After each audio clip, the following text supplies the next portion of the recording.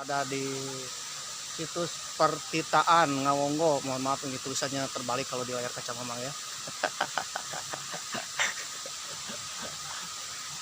Oke, kita tampilkan fotonya aja ya.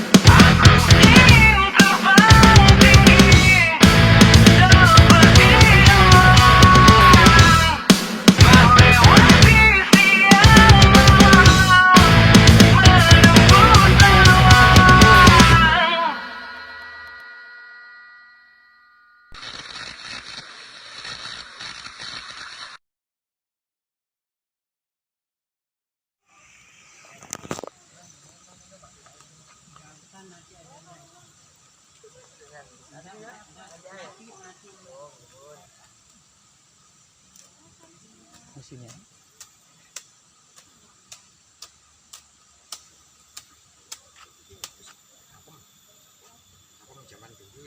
pastaka.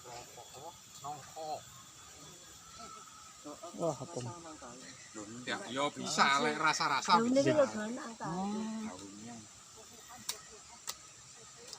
Jangan zaman dulu. Mana? Ini kelapa di sini, Mas. Apa? Apa ini? Ini daun pisang. Dulunya nih dibuat pameran. Mm-mm. Cuman ini daun pisang udah lali. Sengaja atau emang Ya layu? sebenarnya sengaja dilayuin gitu. Cuman beberapa karena kena hujan, kena anu jadinya Oh, tengahnya itu hilang semua. Ini bagus kalau ada itu jadi oranye gitu banyak. iya. Kirain untuk minuman atau apa gitu. Oh enggak. Cuman beberapa daun-daunan aja yang di sini yang minuman. Iya. Dari mana Mas? Dari Bandung, Dari Bandung? Jawa Barat. Lagi ke Malang liburan atau Ya kebetulan ke ke Malang habis main? dari Bromo, ingat ada Ngawung, penasaran aja ke sini. Kebetulan lagi ada event nih. Iya, kebetulan penasaran gitu kan, lihat di channel itu kan. Nggak pernah ada artis di sini. Iya kemarin Raffi Ahmad, Ariel Noah semua di sini. Iya. Jadi penasaran ke sini jauh-jauh, pingin. Nanti tanggal 22 Juni tuh yang lebih rame lagi Mas. Rame Ada lagi. Pasar tradisional di sini semuanya itu. Kalau lagi ke Malang lagi, Ya, insya Allah lah. ya. Lebih keren lagi tuh. Iya. Tutup sampai jam berapa nih? Ngamonggonya. Heeh. Kalau ngamonggonya sampai jam 4. Jam 4. Jam 4. Cuman kalau ke sini lebih enak reservasi dulu jadi dimasakin. Oh iya. Soalnya ini mah dadakan. Iya, enggak apa-apa. Dadakan penasaran. Di bawah tuh ada situsnya Mas, peninggalan. Ada situs. Iya, di lewat sini. Sana baru ke sana. Candi atau pertirtaan air. Petirtaan air sama ada relief-reliefnya. Iya. Ini dari Raja Kerajaan Kediri ke Singosari. Singosari, Kertajaya, Iya. Kertanegara atau Bukan kayaknya. Ken Arok. Ya, Kenaro. Tempat mandi Keng Dedet bukan? Bukan. Oh, bukan. Kalau dulu saat kerajaan, raja-raja yang mandi di sini. Iya, raja-raja aja yang mandi. Jadi emang buat pemandiannya raja-raja. Banyak pertirtaan ya. Bagus petirtaannya, ada 3 klaster petirtaan. Klaster yang pertama. Yang pertama ada yang di sebelah kiri, cuman karena kena abrasi, jadi petirtaannya itu nggak terlalu terlihat jelas itu, udah nggak kayak kolam gitu. Jadi beberapa cuman relief-relief, patung arca-arca, terus ada kepala kala, ada linggayoni, ada beberapa yang masih kelihatan kolam gitu. Ada kolam. Kalau tertarik ke bawah. Iya, tertarik. Ini baru turun ke sini, ke bawah ke sana ya. Pemandiannya di sini kiri, terus lurus, nanti ada jembatan di kanan. Cuman untuk wanita haid nggak boleh. Oh iya. Ada kalau di balik istilahnya awig-awig atau ada kalau di Sunda aturan-aturan yang nggak boleh gitu kan? Iya. Ada nggak? Itu aja sih mungkin aturannya. Kalau mens nifas nggak boleh ke situs gitu. Terus sama nanti di situsnya harus lepas alas kaki karena kan alas kaki. Reliefnya kan rapuh kan, kena air terus juga takutnya kena sepatu atau apa ininya pecah. Jadi harus di sana nanti ada pelangnya juga untuk lepas alas kaki. Iya. Ya tuh. Sana ya, Dek, ya sana dulu. Makan.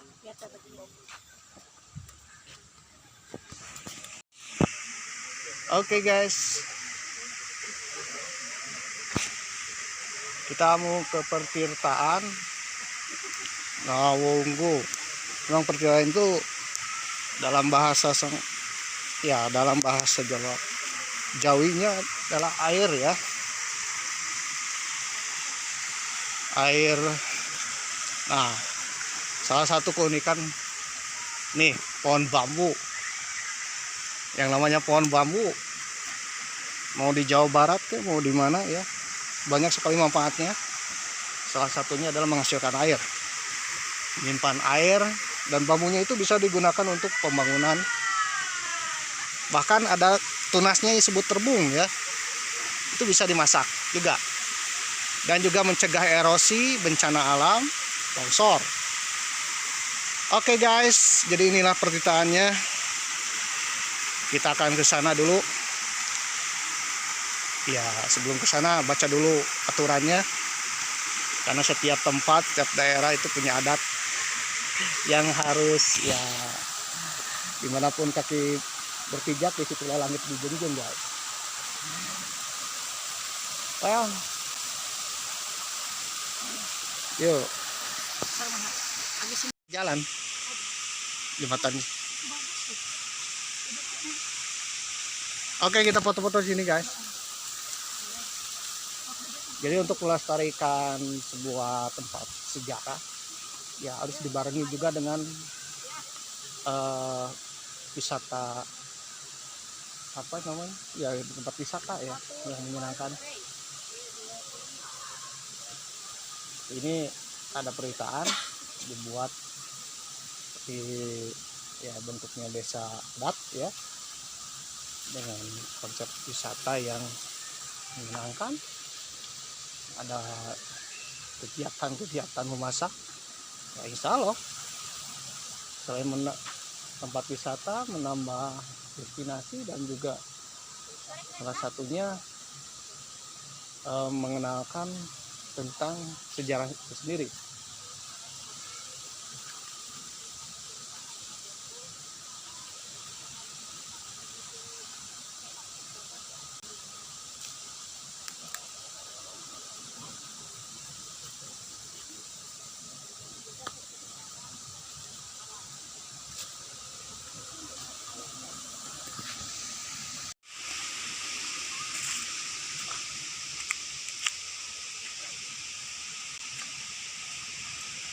Wah iya, foto. Assalamualaikum warahmatullahi wabarakatuh. Guys, kami sekarang sudah ada di dalam situs petirtaan Mawondo, di mana di dalamnya terdapat mata air pemandian suci. Konon katanya ini adalah tempat raja-raja dulu bermandi bersih-bersih. Nah, kita lihat seperti apa pemandiannya. Guys,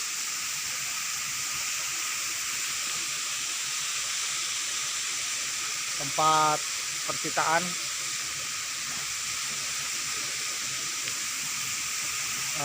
ya, kita akan memasuki tempat percitaan sana ya, jembatan.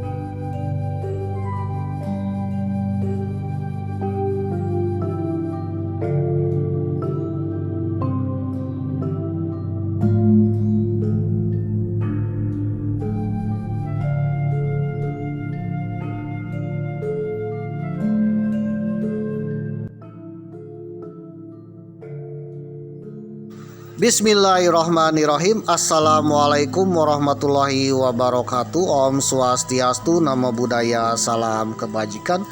Om Santi Santi Om Sampurasun Sugeng Rau Ken kabari pak kabar dulur baraya warga negara Indonesia. Tetap semangat, mudah-mudahan kita semua dapat keberkahan, sehat-sehat selalu, dan mudah-mudahan dilancarkan rezeki. Amin. Bagi yang kemarin-kemarin sedang mencari jodoh, ya mudah-mudahan segera dapat jodoh sebelum datangnya perang dunia ketiga. Amin. Bagi yang kemarin-kemarin sedang mencari tumbler tuku warna biru, ya mudah-mudahan ketemu. Amin. Bagi yang kemarin-kemarin sedang menunggu panen sawit, ya mudah-mudahan sesegera mungkin. Amin. Oke pemirsa yang berbahagia, mudah-mudahan kita semua apapun keinginan kita, cita-cita kita dikabulkan oleh Tuhan Yang Maha Esa. Amin. Oleh karena itu marilah kita panjatkan puji syukur kita dan doa kita kepada Tuhan Yang Maha Esa. Mudah-mudahan doa kita dikabulkan oleh Tuhan Yang Maha Esa. Amin. Uber-uber ikan lele wilujeng enjing, selamat pagi di Desa Ngawonggo, Kabupaten Malang, Provinsi Jawa Timur. Waduh, episode ke-46 memang masih di Desa Ngawonggo, Kecamatan Tajinan, Kabupaten Malang, Provinsi Jawa Timur. Dalam edisi perjalanan ke Tanah Bromo, episode ke-46. Mungkin saudara yang baru datang di episode ke-46 akan bingung pemirsa, ya bagaimana kronologisnya memang ada di Desa Ngawonggo dan apa aja yang ada di Desa Ngawonggo. Oleh karena itu memang sarankan saudara tontonlah episode-episode sebelumnya. Ya, memang sudah cantumkan di link deskripsi supaya saudara tidak pusing. Memang di Desa Ngawonggo, Kabupaten Malang, Provinsi Jawa Timur, itu artinya memang sudah 800 km dari kota Tasikmalaya, home base-nya memang di Provinsi Provinsi Jawa Barat. Yang ketika video ini tayang, episode ke-46 sedang dipimpin oleh sedang dipimpin oleh Kang Deddy Mulyadi sebagai Gubernur Provinsi Jawa Barat. Ya insya Allah Kang Deddy Mulyadi akan menjadi pemimpin Nusantara. Amin. Oke pemirsa yang berbahagia, ketika episode ke-46 ini ditayangkan, negeri kita sedang dipimpin oleh Sang Presiden Macan Asia yang insya Allah akan membawa negeri kita menjadi negeri yang damai, sejahtera, tentram, adil, makmur, dan terbebas dari hama-hama. Dan mudah-mudahan menjadi negeri macan Asia, bukan macan ompong lagi, tapi negeri yang disegani oleh bangsa-bangsa lain, ya. Dan juga negeri yang bisa mendamaikan dunia dan mesejahterakan rakyat kita sendiri. Dan mudah-mudahan negeri kita menjadi negeri yang besar, super power. Kalau kita sudah menjadi macan Asia, yang namanya macan, jangankan diganggu pemirsa, jangankan ditangkap, waduh, ya memasuki area hutan saja udah gemeteran pemirsa, memasuki tanah air saja ya musuh, mungkin pihak-pihak yang ingin menghancurkan negeri kita akan berpikir dua kali karena ada Sang Macan Asia. Ya insya Allah negeri kita akan damai ya, dan mendamaikan dunia dan terbebas dari ancaman-ancaman apalagi yang ingin diculik kayak Presiden Venezuela pemirsa, Nicolas Maduro. Waduh, ketika episode ke-46 ini sedang ditayangkan, memang sedang menyaksikan seorang presiden ditangkap oleh buzzer polisinya Amerika pemirsa. Waduh, ini ibarat polisi menangkap bandar judi online pemirsa. Waduh, bandar togel pemirsa, menggerebek pelakor pemirsa. Waduh. Oke pemirsa yang berbahagia, itu artinya ketika video ini sedang tayang episode ke-46 ya sekitaran bulan Januarian, dunia sedang tidak baik-baik saja pemirsa. Waduh, dunia dalam keadaan genting pemirsa ya, bukan genting di atap rumah tapi genting ya. Mudah-mudahan dunia kembali keadaan damai dan mudah-mudahan Indonesia menjadi negeri yang damai. Amin. Oke pemirsa yang berbahagia, ketika episode ke-46 Mamang sedang menyaksikan bencana alam di Pulau Sumatera yang belum berlalu pemirsa. Waduh, Mamang turut berduka cita dan mudah-mudahan bencana di Pulau Sumatera, yaitu Sumatera Utara, Sumatera Barat, dan Aceh, mudah-mudahan segera pulih kembali dan tidak terjadi lagi bencana di kemudian hari. Amin. Karena ketika Mamang melihat ya bencana di Pulau Sumatera ini benar-benar bencana bukan karena alam saja, bukan karena iklim cuaca, tetapi karena ada kerusakan alam yang diakibatkan oleh hama-hama yang merugikan masyarakat, hama yang merugikan bangsa dan negara, hama yang merusak alam. Hama yang merusak alam adalah pengkhianat bangsa pemirsa, karena beliau hanya memikirkan dirinya sendiri, hanya memikirkan kelompoknya sendiri, memperkaya kelompoknya sendiri, menghancurkan alam, sehingga generasi muda yang akan datang ya, sehingga masyarakat yang akan datang, masyarakat yang ada di situ terkena imbasnya pemirsa, terkena bencana. Oleh karena itu mudah-mudahan hama-hama yang merusak alam segera diberantas sebelum menyebar ke daerah-daerah lain pemirsa. Waduh, kalau hari ini merusak Sumatera, besok mungkin merusak daerah yang lain. Oleh karena itu mudah-mudahan bencana alam dan hamanya diberantas pemirsa. Amin. Insya Allah dengan kepemimpinan Sang Presiden Macan Asia akan memberantas hama-hama yang merusak alam, karena yang merusak alam adalah pengkhianat bangsa. Amin. Oke pemirsa yang berbahagia, episode ke-46 Mamang sedang berada di Desa Ngawonggo, Dusun Nanasan, Kecamatan Tanjinan, Kabupaten Malang, Provinsi Jawa Timur. Waduh, setelah keliling-keliling menikmati minuman di Tomboan Ngawonggo, waduh, ternyata minumannya herbal sekali pemirsa ya, minuman khas era Jawa kuno, Mataram kuno yang mengandung rempah-rempah dan menyehatkan pemirsa. Waduh.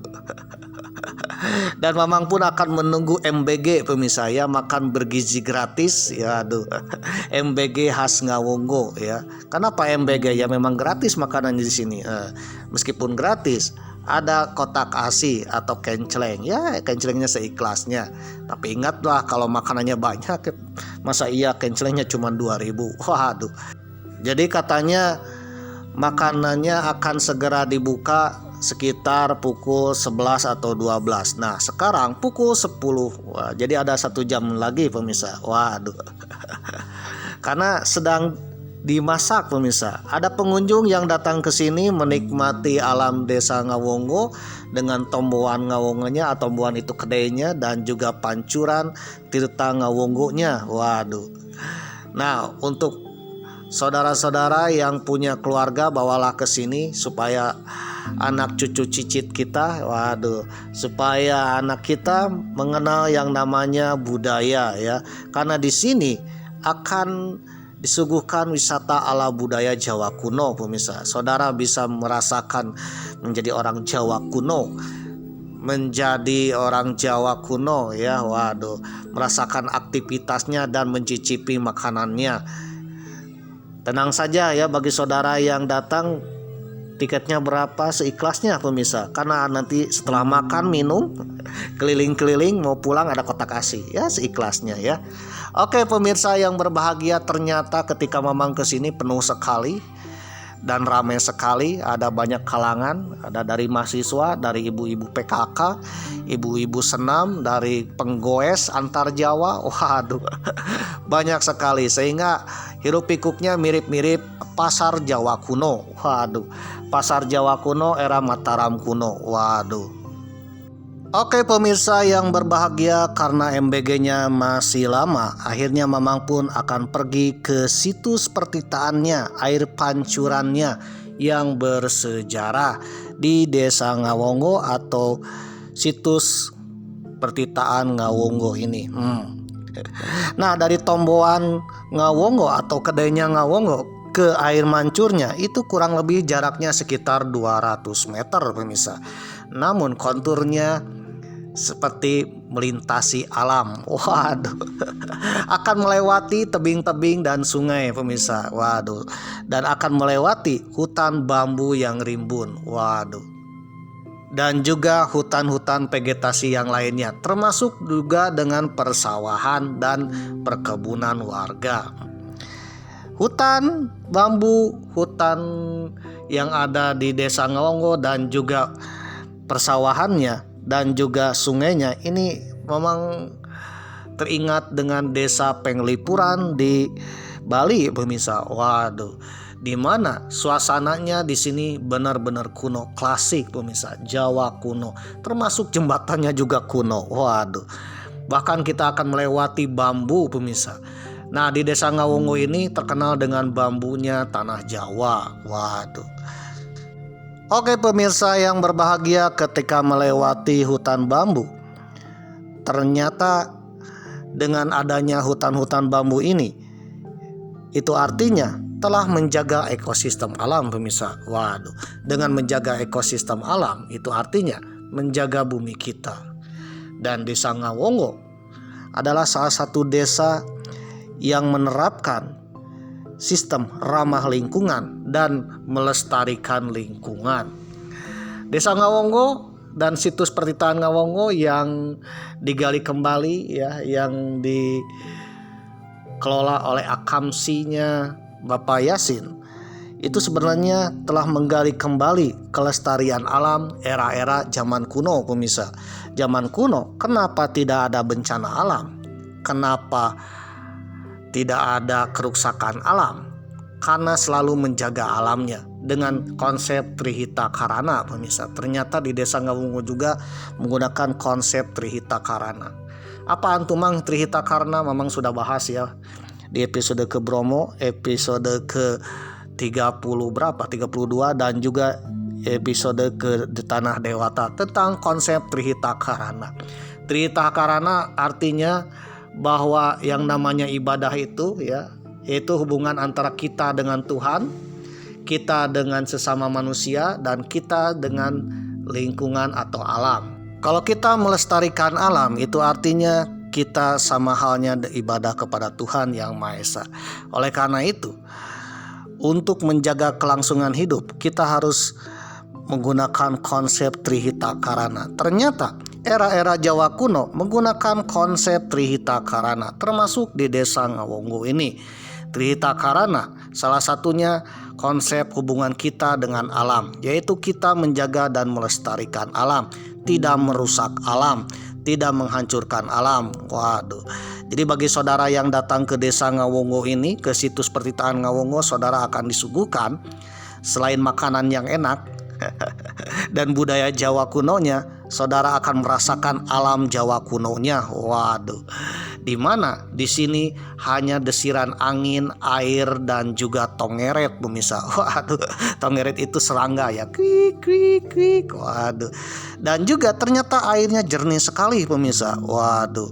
Oke, pemirsa yang berbahagia, Mamang pun pergi ke salah satu situs pertitaan atau air mancurnya di situs pertitaan Ngawongo. Melewati banyak tebing, rumput, rembunan hutan bambu dan juga hutan-hutan. Waduh, dan melewati sebuah jembatan. Waduh. Kalau saudara menghisap udara di sekitaran situs Ngawongo, saudara akan merasakan ketenangan dan juga bisa menyehatkan, merelaksasikan, pemirsa. Waduh. Karena sejatinya udara di sini segar-segar, apalagi kalau siang hari. Siang hari semakin panas, semakin banyak fotosintesis, pemirsa. Waduh. Semakin menghasilkan oksigen. Oksigen yang dihasilkan dengan fotosintesis dedaunan, pemirsa. Waduh, menyerap karbon, menyerap kekotoran dan mengeluarkan oksigen. Waduh. Sekaligus ya, pohon-pohon bambu yang ada di sini ternyata bisa mencegah bencana alam, salah satunya longsor, dan juga bisa menjaga ya keberlangsungan mata air.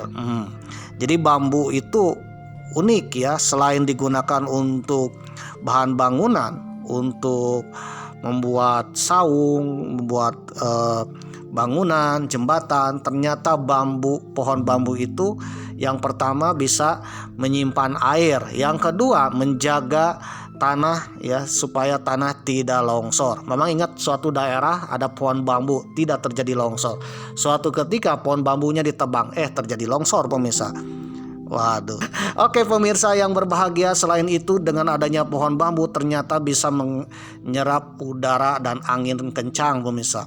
Angin-angin kencang itu terserap sehingga kita merasakan kesejukan. Kalau panas tidak kepanasan, dingin tidak kedinginan pemirsa. Waduh.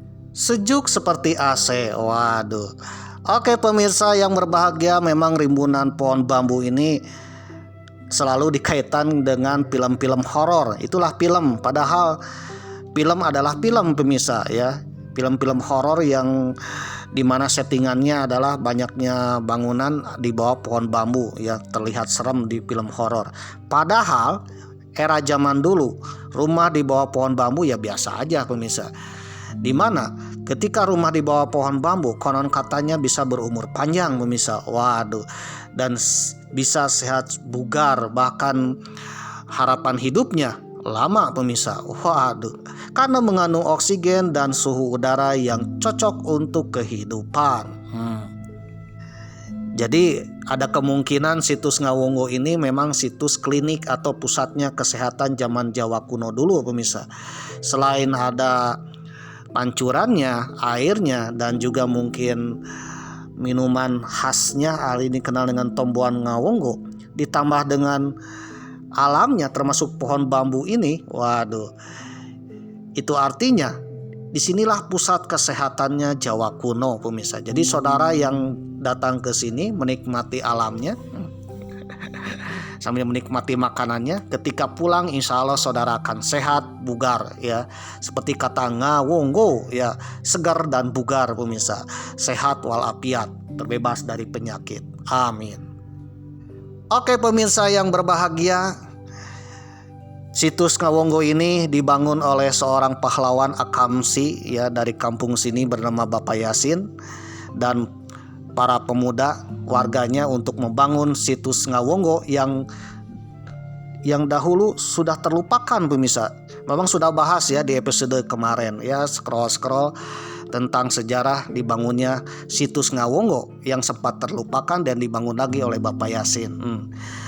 Nah, menurut Mamang, Bapak Yasin ini adalah penjaga alamnya tanah Jawa pemirsa, penjaga alamnya tanah Jawa. Waduh. Di mana situs ini sempat terlupakan dan kembali hadir dengan ekowisatanya. Ya, di mana ada wisatanya, menikmati wisata Jawa kuno, kuliner Jawa kuno, budaya Jawa kuno, termasuk alamnya, alam Jawa kuno.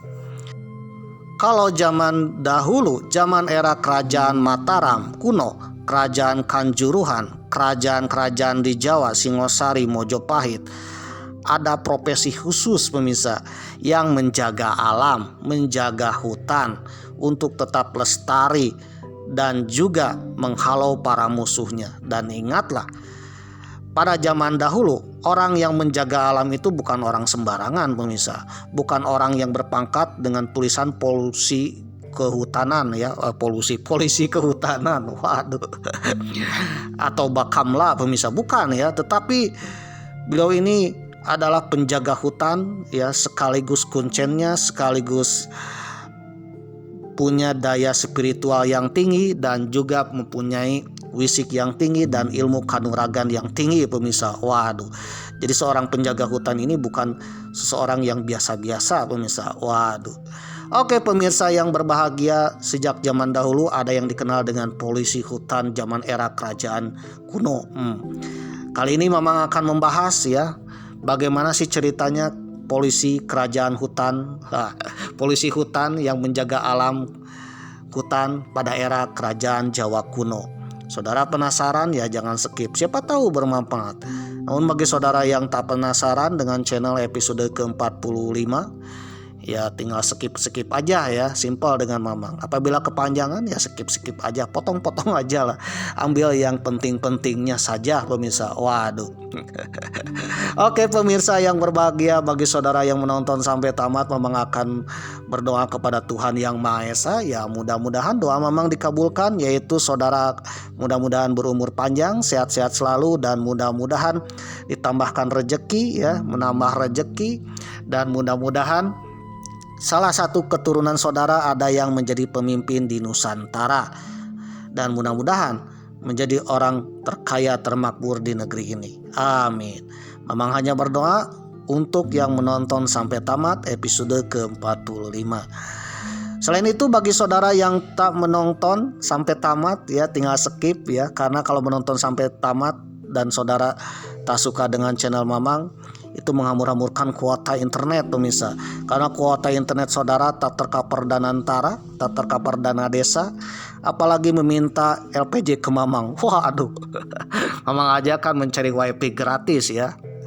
Ntar kalau jadi presiden ya, siapa yang menonton sampai tamat episode 45 dari Word pemirsa, kalau Mamang jadi presiden.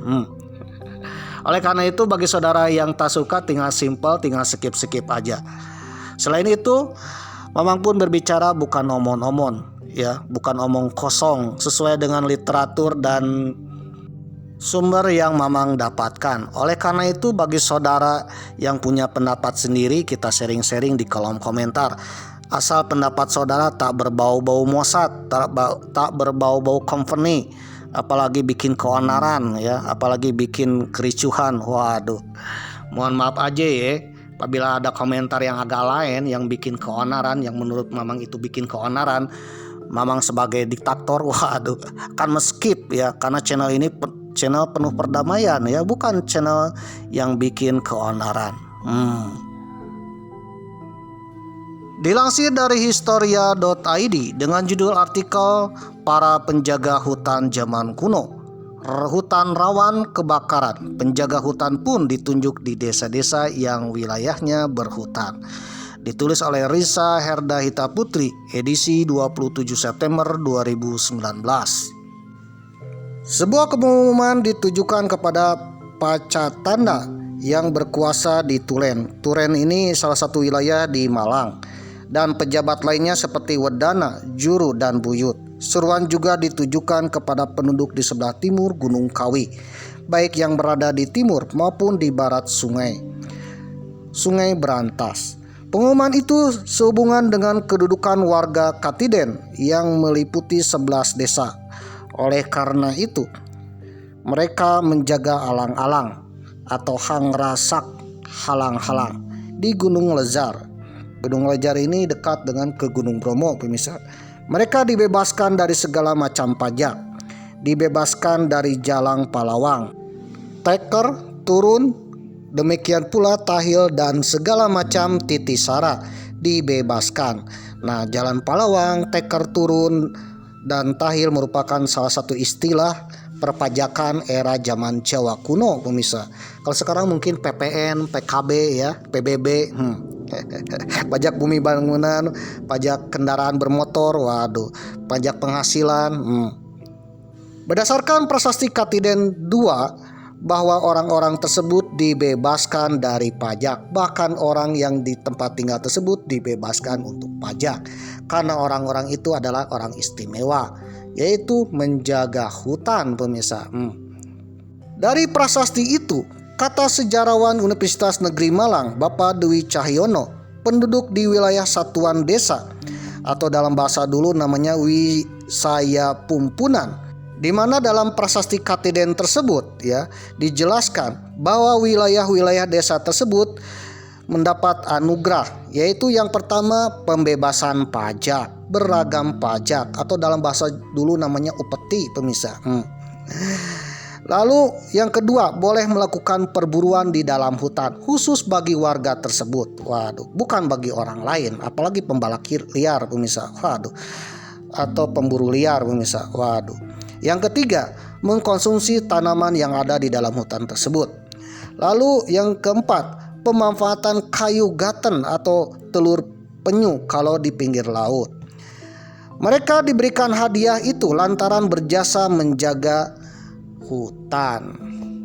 Menurut pembacaan L.C. Dalmais, peneliti Ecole Française d'Extrême Orange EFEO, prasasti Katiden ditulis pada 17 Juli atau 15 Agustus tahun 1395 dari masa Mojopahit. Tergambarkan bahwa kala itu adalah musim kemarau. ketika ilalang di Gunung Lejar dalam kondisi kering dan karenanya rentan terbakar. Menurut Bapak Agus Aris Munandar, arkeolog Universitas Indonesia, dalam Wilwatika Prana, wilayah Katiden mungkin adalah desa wilayah hutan di lereng gunung. Kawasan itu juga masih banyak dihuni hewan buruan. Pada masa lalu, nampaknya orang-orang yang tinggal dekat hutan biasanya mengemban tugas dari raja, sebagai penjaga hutan. Kalau zaman sekarang mungkin kalau di Afrika mungkin penjaga hutannya adalah Tarzan, pemirsa. Desa yang ada di wilayah hutannya akan mempunyai petugas khusus bernama Tuha Alas. Menurut ahli epigrafi Bapak Bukhari dalam bukunya Melacak Sejarah Kuno Indonesia lewat Prasasti, menjelaskan jabatan Tuha Alas tak akan ditemukan di desa-desa lain yang tak punya wilayah hutan. Jabatan di desa yang satu tak sama dengan desa yang lain. Itu tergantung dari keadaan geografi dan ekologi desa yang bersangkutan. Tuha Alas atau Tuhalas, sebutan dalam prasasti tersebut, kiranya dapat disamakan dengan mantri kehutanan atau polisi kehutanan zaman sekarang. Alas sama artinya dengan hutan. Keberadaan sudah ada sejak Mataram kuno atau Kerajaan Medang, di mana tugas tersebut atau jabatan tersebut yang fungsinya hanya untuk menjaga hutan, pemirsa.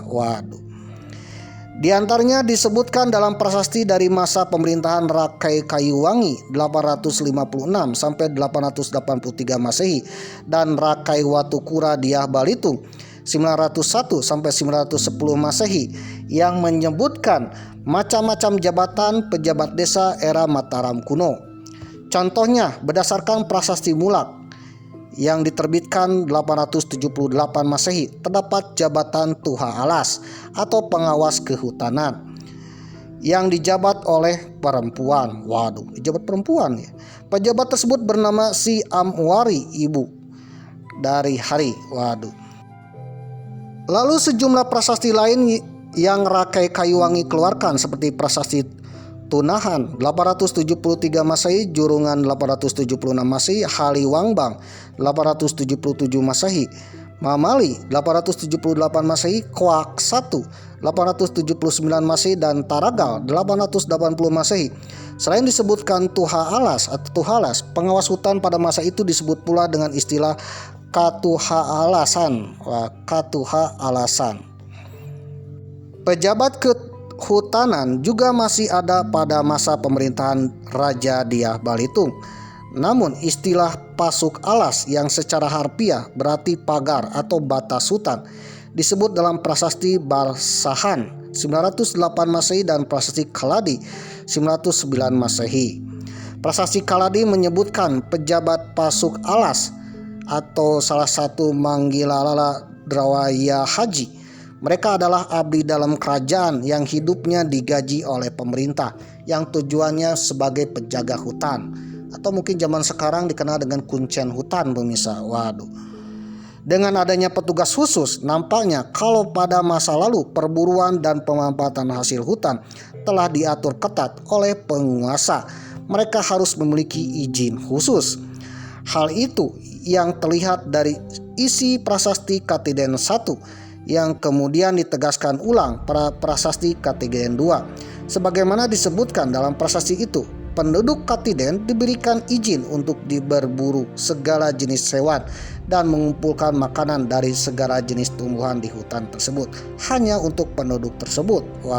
Bukan penduduk yang lain. Bapak Agus mengatakan sangat mungkin ada alasannya sehingga raja memberikan izin itu, supaya jangan menindak penduduk Katiden ketika mereka melakukan perburuan. Jelasnya, tugas penjaga hutan zaman kuno meliputi menjaga hutan dari perburuan liar dan penebangan ilegal, mengawasi penggunaan sumber daya alam, menyelesaikan sengketa lahan dan melindungi adat istiadat, serta melindungi satwa liar. Seringkali dengan dukungan hukum adat dan ritual. Selain itu, tugasnya menjaga konservasi dan mitigasi, yaitu mencegah salah satunya kebakaran hutan, kerusakan alam, dan membantu mengatasi konflik antara manusia dengan satwa liar. Karena era zaman kuno, hutan-hutan di Pulau Jawa itu angker pemirsa, banyak binatang buasnya. Salah satunya adalah harimau Jawa. Tugas lainnya adalah menegakkan hukum adat, yaitu menyelesaikan sengketa lahan dan sosial serta menegakkan hukum adat dan menjaga kelestarian hutan. Apabila ada yang berburu sembarangan, menebang sembarangan, maka petugas tersebut akan memburu orang tersebut. Waduh. Dan dikenakan hukum adat. Lalu pelestarian budaya dan spiritual. Melalui ritual dan kepercayaan menjaga hutan kuno memastikan hubungan harmonis antara manusia dan alam.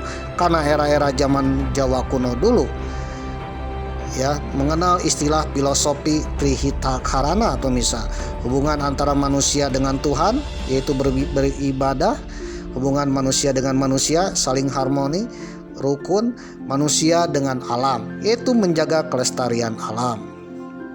Dalam prakteknya, petugas hutan ini ya selalu menjaga hutan dengan pengawasan. Bisa dengan patroli rutin, dengan edukasi melibatkan masyarakat dan menanam pohon dan mengembangkan tanaman obat, penggunaan mantra dan ritual adat untuk keselarasan spiritual. Waduh, tak heran pada zaman dahulu ya penjaga hutan, jagawana, rangers atau dikenal tuhu alas. Waduh, beliau bukan orang sembarangan pemirsa. Bahkan dikategorikan jabatan tersebut mempunyai kekuatan setara dengan kuncennya zaman sekarang. Waduh, dia tahu, merasakan dan memantau hutan bahkan dengan mata batin pemirsa. Waduh.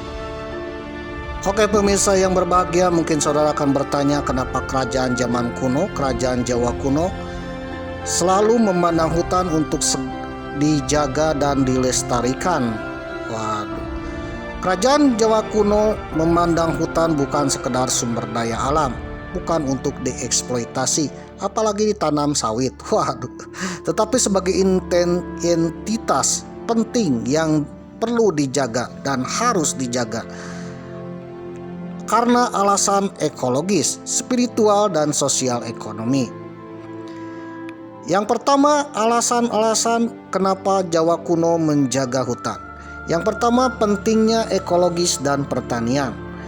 Hutan berfungsi sebagai daerah tangkapan air alami yang vital untuk sistem irigasi.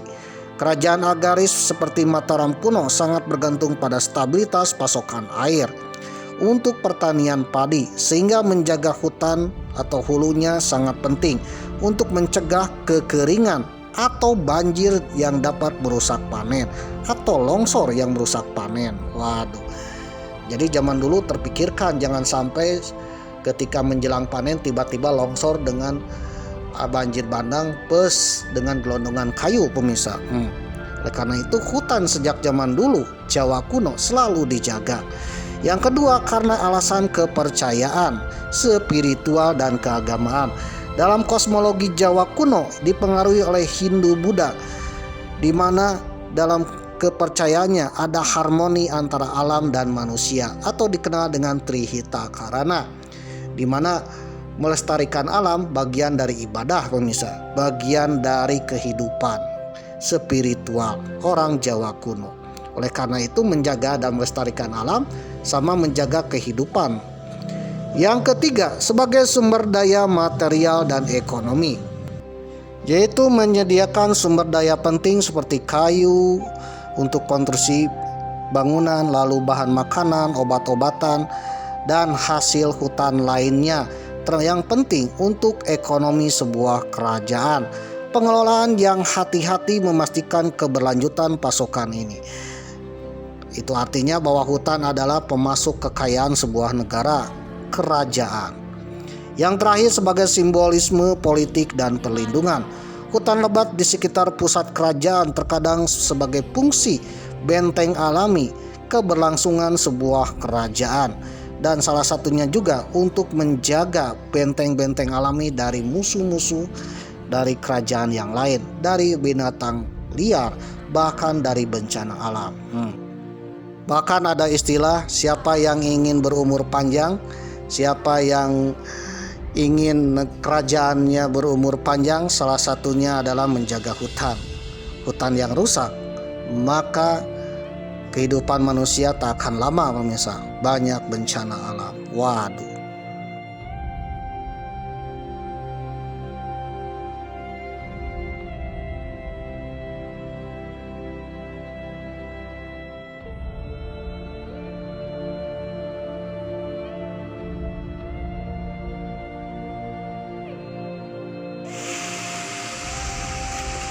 Baik, kita akan sana. Kita akan